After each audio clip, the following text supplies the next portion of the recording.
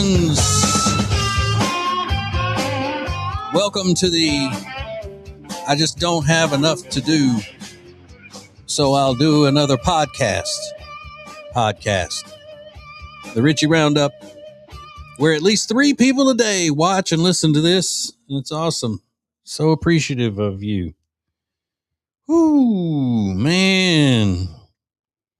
I mean, y'all are really bringing it with the support. I'm going to tell you that right now. Oof. Oh, man. Don't spoil me now. Don't give me 5 people listening. That would be too much for me to handle.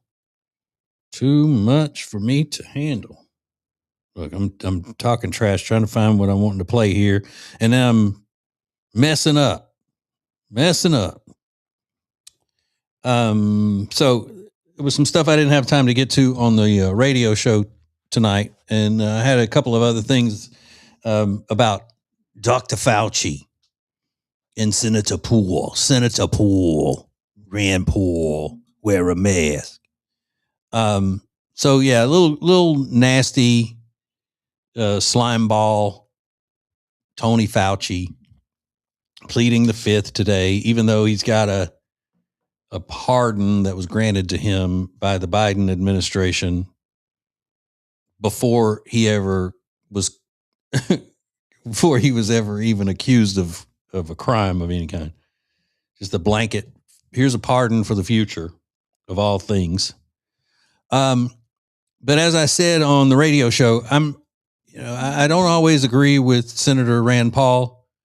As a matter of fact, a lot of the times I don't. I get frustrated with him because of some of the extreme libertarian views that he has, and he, but I don't need to focus on what I disagree with him about, because I agree with him on what he did today. So there's no need for me to have to go and go through all that. All you need to know is that I'm not just a sycophant for Rand Paul. So I'm giving him credit, and it's genuine. It's from the heart. And I think this was very good what he said about disgusting Tony Fauci. Here we go. Listen. President Biden issued you a sweeping pardon extending back to 2014, the same pardon he gave to his son Hunter. A pardon may protect a person from criminal prosecution, doesn't rewrite history. It does not erase documents. It does not convert a misleading statement into a truthful one. And it does not prevent Congress from establishing what happened. There will be another pandemic. There will be another crisis. And there will again be officials who insist that uncertainty must be hidden for the public's own good. They will demand obedience. They will invoke science. I am the science, as though it were a commandment. They will argue that government officials cannot be questioned because questioning them would undermine public trust. They have it backwards. It is secrecy that destroys trust. It is arrogance that destroys trust. It is censorship that destroys trust. And it is the refusal to admit error that destroys trust. That loss of trust may be your most damaging legacy. Trust can't be ordered. It has to be earned. No scientist is above scrutiny. No government official is beyond accountability. And no public servant has the right to treat the suffering of millions of Americans as a footnote to his preferred version of history. So true. And I brilliantly stated on the radio how what Fauci did, along with the Biden administration and all of the Marxists who were pulling the strings back then, how they did so much damage to people's attitudes towards our health industry, vaccines in general, the whole thing. And you can go hear that. I'm not going to go through it again, because I said last night on the radio that I do my best to not repeat content. I don't repeat content on the various podcasts and stuff that I do. Every now and then there'll be something on the TJ and Riggins show that crosses over, and I'll talk about it on the TJ Ritchie show. Something funny, lighthearted like that. But when it comes to the issues and all that, I try to make sure that if you're listening to this podcast, it's all fresh stuff that I haven't done, if you're listening to the TJ Ritchie show on the radio, and then you get it on the podcast later, it's all different material and everything. So if you want to hear all of that, you can go to, get the podcast. I guess where you're listening to this podcast, just go back and get the podcast from tonight's show, which will be Wiener Wednesday.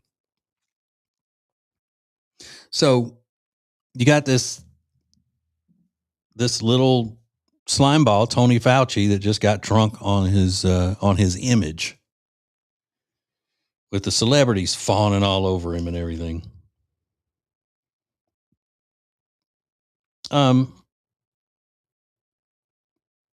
Now there is there's another thing I'm going to play here if I can find it. Okay. This is someone who is really laying out the connection between the jihadist effeminate pig, Zoe Mamdani, mayor of New York, and the Muslim Brotherhood, which is a terrorist organization. Terrorist ties, Islamic terrorist ties all over. And I know that I get people who will condemn me constantly for calling him a jihadist, but that's what he is. He's a little jihadist pig. So listen to this, and it's actually really scary. Mamdani was an organizer of SJP at Bowdoin College in Maine. Students for Justice in Palestine and ISGAP has written several reports on SJP. SJP comes out of AMP. AMP is the American Muslims for Palestine. This is a Muslim Brotherhood group. SJP comes out of the Muslim Brotherhood. Most Americans, and even American Jews and Jewish organizations, don't understand the importance of this connection. But we need to understand the mind of our enemies. Our enemies understand us. They speak our languages. They know our political culture. Mamdani is the second generation of Muslim Brotherhood influence in the United States. He went to the best universities. He is a highly educated, smart man of conviction. His convictions are to destroy the state of Israel because he comes out of the Muslim Brotherhood ideology. And for Jewish organizations to engage them is really a profound mistake. We need to understand the mind of our enemies and know where they're coming from. We need to speak their languages, understand their ideology, understand their religious, strategic views, their political views. And then once we understand them, we can come up with strategies to deal with them. So I think understanding the source of the problem is so important. And when we understand the source, we can develop strategies to combat the anti-Semitism. And listen, we need to know all of this stuff because we need to know when we are in the presence of terrorists and people who support Islamic terrorists. Let me tell you why. All right, I dropped out of college. I did not graduate college, but when I started college, it was 1987. I graduated high school in 1987, and I started college in the fall of 1987, September of 1987. I went to Louisiana Tech University in Ruston, Louisiana. It's a small college in a small town, central Louisiana, north central. And I knew that there were a lot of, we didn't call them Muslims back then. We just called them Iranians. There were a lot of Iranians that I saw on campus, and I thought, well, that's just because I'm from a tiny town, a rural town. And now that I'm in a college, I'm in a bigger city, I'm seeing these Iranians. Now, the reason we call them everybody Iranians is because of the hostages in Iran that were held captive for so long and then were released when Ronald Reagan took office. So every Muslim back then, to me, was just an Iranian. So everybody talked about how Louisiana Tech, because it was an engineering school, for some reason it was attracting these Iranians. But by 1987, things were kind of cool. Everything had cooled off, we thought, with the Iranians, because they released the hostages and all of that. Now, what I didn't know at the time, I know now because I've learned that Louisiana Tech University, at the time I was there in 1987, the co-founder and early leader of Hamas was a student in Ruston, Louisiana, pursuing a PhD during the time that Hamas was formed. So technically, Hamas was created at Louisiana Tech University in Ruston, Louisiana, my freshman year there. I walked amongst what would become the first members of Hamas, the terror group Hamas.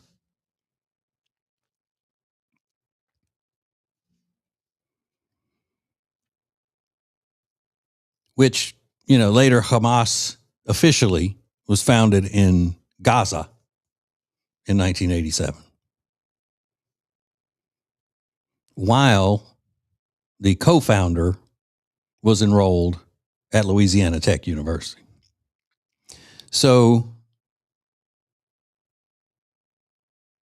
had we had the information then that all this was going on, who knows what could have been done to stop it? Who knows how much damage could have been done to the terrorist group of Hamas and all of those that followed had we been able to shut it down right then. And by we, I mean me. Yeah, hell yeah. Mullet with a cheesy mustache, 18 years old, I would have stopped it. I said, you Iranians ain't going to form nothing here in Louisiana. Me and my boys are going to be on your ass. That's what we're going to do. So we need to know all of this, and we don't need to be shy about calling out these. If they're not terrorist supporters themselves, they're at least friendly with terrorists. It doesn't matter. If you have any kind of a connection that is not you trying to shut down terrorist groups, then you might as well be a terrorist. So yeah, Mamdani needs to be denaturalized and deported. Let's say it together. Denaturalized and deported. Then he had some big meeting I saw online. I don't know when it was, but all of these people connected to the Muslim Brotherhood meeting with him in his office. Just blatant in our faces.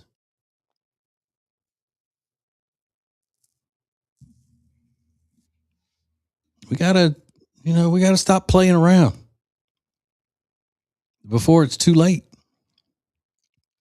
That is the biggest threat that we're facing right now in this country is the attempted takeover, the coup going on, the attempted coup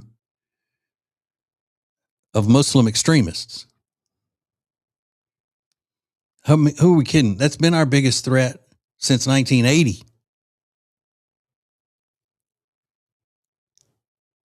And it's finally time that we put a stop to it once and for all. So we don't have to mess with it anymore. So our kids and grandkids don't have to fool with these animals anymore, these terrorists. And stop cowering to the accusations of Islamophobia. Screw that. Let them call us what they call us. I don't give a damn. We've got a country to save. All right, that's it for tonight. Thanks for watching and listening. I appreciate it. I'll talk to you in the morning on the radio or podcasts or whatever. Sure, I'll be talking until I'm sick of hearing myself talk. All right. God bless you. Good night.